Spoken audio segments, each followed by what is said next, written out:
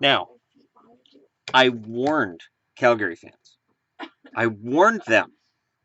I told Yvonne before I made that video about the winning streak, I said they want a winning streak video, and when I make winning streak videos, the winning streaks come to an end. Columbus, Minnesota, Philly, done. Killed them all. Boston Bruins. Marchand first start of the game, again. As Marchand trolls Canada, this brings the Bruins up to 82 points. And they're not in a position where they're going to win the division. I'm not crazy. They're not going to catch Montreal or Ottawa.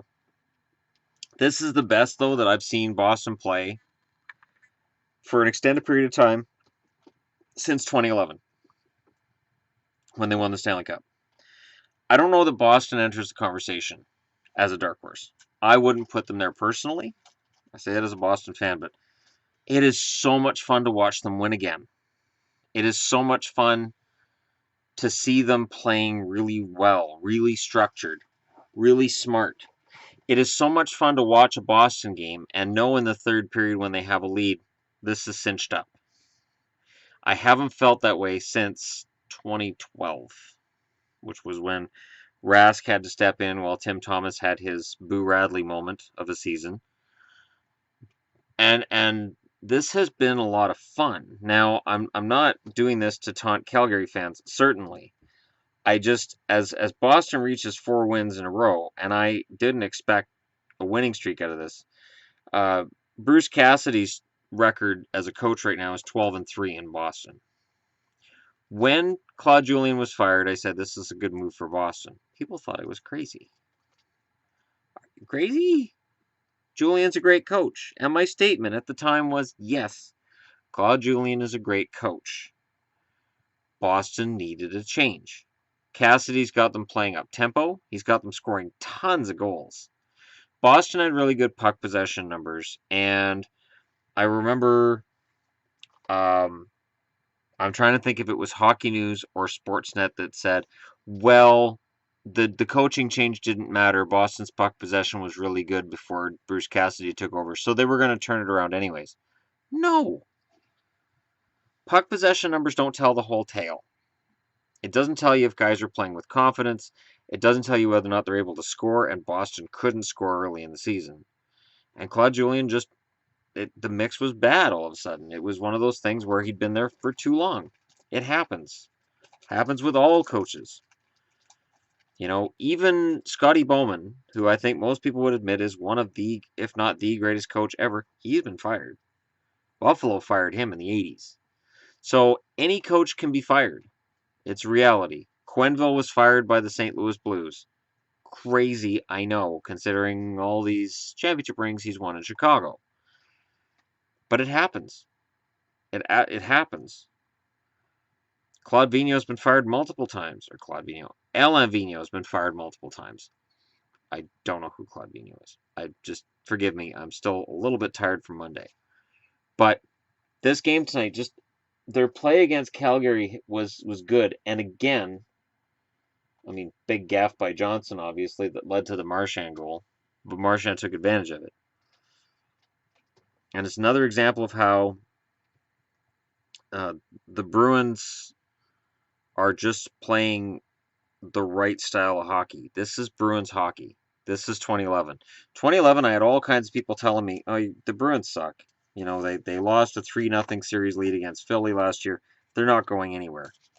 They're not going to make it anywhere. They're garbage, was what I was told. And they kind of proved everybody wrong. They kind of did. They proved everybody wrong. And Boston was the success story of 2011, clearly as the Stanley Cup champion. And what an amazing run. Absolutely amazing run they had. Yeah, I'm really stoked right now. This is a really weird place to be in, and I'm not sure how to feel about this because I don't gloat about my team doing well. I don't.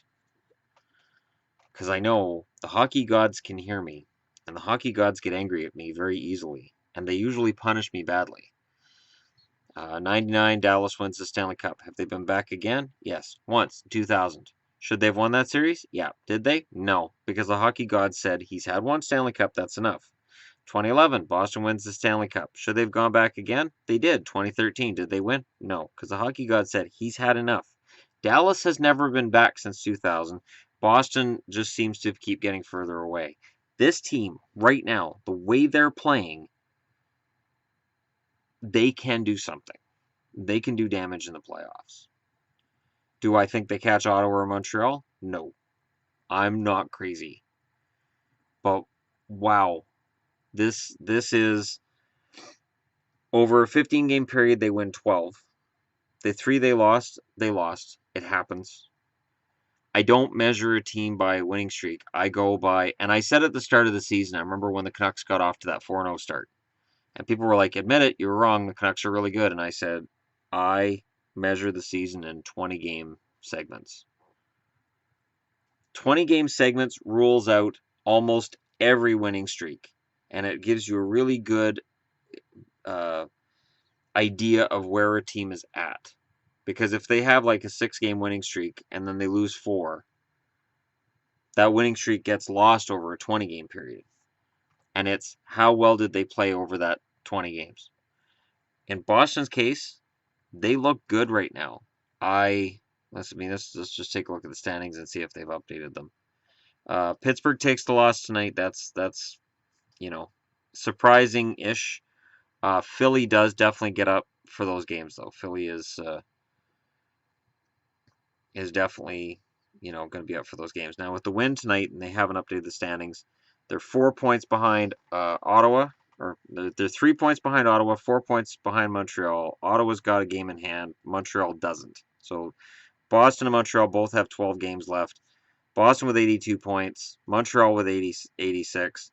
Boston has 201 goals scored. Montreal 191. Boston's allowed 181 goals. Montreal 176. So there's very little to choose between those teams. Now, if they meet in the playoffs, do I pick Boston to win it? Probably not. But it's hard for me right now not to hear echoes of 2011 with what's going on right now. Because in 2011, nobody took Boston seriously. Like I said, they choked in the playoffs the year before. Even I didn't think they were going to come out. Right up until the last game against Tampa, I was like, well, Tampa's going to win it. Tampa's going to knock them out.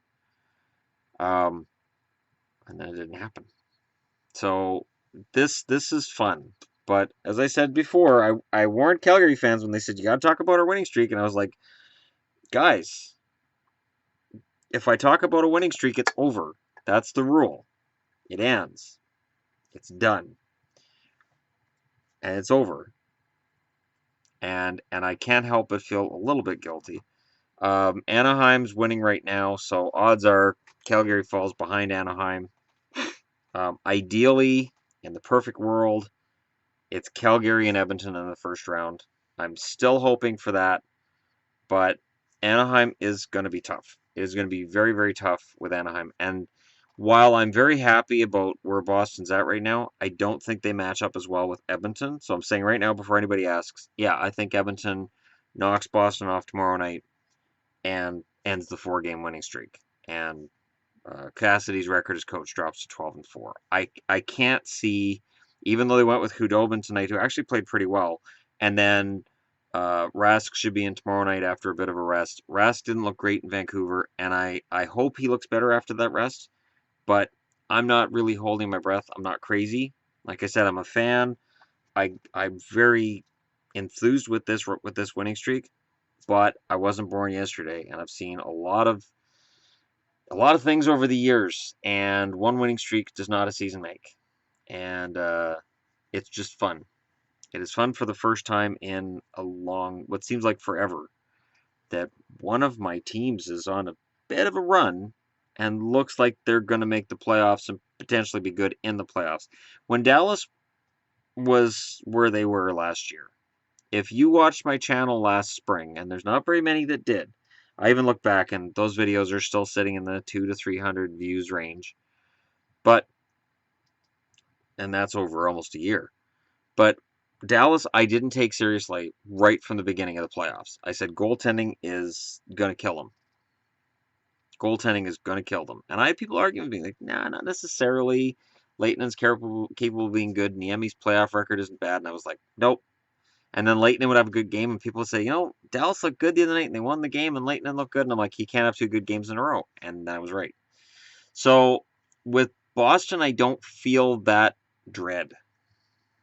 It doesn't mean they're going to go far. It doesn't mean I'm picking them as a cup dark horse. It just means for the first time in so long, I feel pride in one of my teams in terms of their on-ice success. I think Vancouver's building towards it. I think Dallas is fumbling away from it. And I think Boston has got the right mix of youth and veterans, good goaltending, solid, not spectacular defense, and some pretty awesome forwards in their group. But eventually, we're all going to have to stand up and say that Marchand guy looks pretty good. Hockey News had an article today on Brad Marchand asking whether or not he's worthy of the Hart Trophy. For the Hockey News, I welcome you to my channel. Go ahead and hit like and subscribe. Apparently, you guys are watching. I'm just kidding. But also in their power rankings that came out like an hour after that, Calgary was #1, and I'm like, seriously? I'm pretty sure, you guys would have to check, but I'm pretty sure that I did the power rankings video and the Marchand video within a day of each other. Maybe 2 at the most. So again, it just seems a little strange. Because, it would be easy for somebody to pick Chicago for #1 in the power rankings, or there's other teams you could put in there, and they put Calgary too. So, all right. Hopefully, Hockey News is watching, and if you guys want to do business, call me. It's one of the few options I'll put out there. If Hockey News, Sportsnet, or TSN ever want to do business, give me a call. I don't have a problem. I can work for cheap.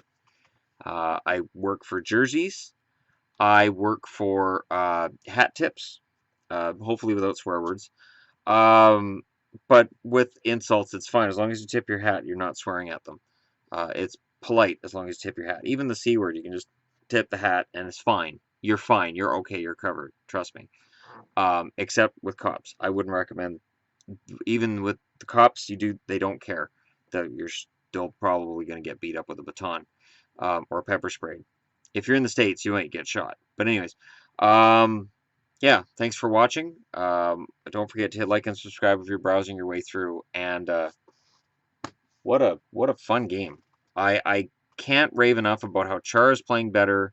Hudobin's picked up his game over the last 4 starts that he's played and won all 4 of them. And Pastrnak looks good. As much as people hate Marchand, he is dragging the Bruins along for the ride. He pisses teams off, pisses fans off, gets everybody distracted, and then the Bruins win. And if he can do that in the playoffs, he might be kissing another ring on his hand and making fans even angrier. But I'm getting ahead of myself.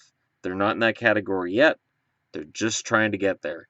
And it's different to be kind of proud. So anyways, that's it for me for tonight. I've got my stickers here. I'm considering doing a video where I rate the NHL's current jerseys from 1 through 30, meaning ranking the home and away, not counting third jerseys, not counting specials, heritage, winter classic, just the regular home and away, and from 1 to 30, who I think are the best looking jerseys in the NHL.